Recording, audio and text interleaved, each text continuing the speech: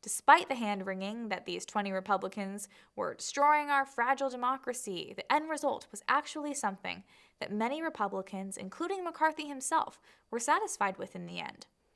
Far from being a departure from the usual state of politics, using the vote for Speaker to push through a number of smart promises and reform measures is actually a return to how our government used to function. Before the last time this happened 100 years ago in 1923, there were 13 prior instances of multiple ballots for Speaker going back to the late 18th century, near our country's founding. At one point, it took 2 months and 133 ballots to finally reach a conclusion. If anything, this past century was the outlier and not the norm when it comes to votes for Speaker of the House.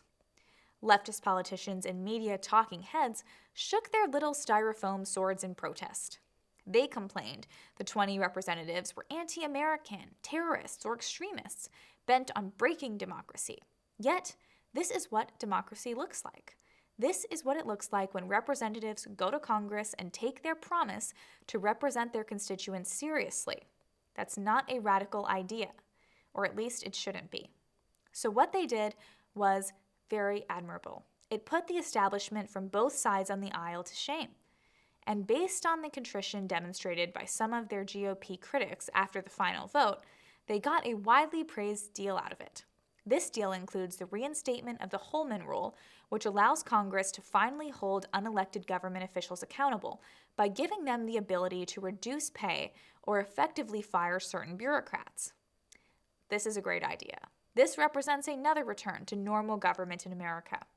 The Holman Rule was enacted in 1876 and was removed in 1983, over 100 years later, and we can all see how that's been working out for us. Also, spending will be handled via individual bills. No more gargantuan omnibus bills like the $2 trillion train wreck that just passed. Lawmakers now have 72 hours to read bills before voting. No more rushed midnight voting sessions hyped over some crisis.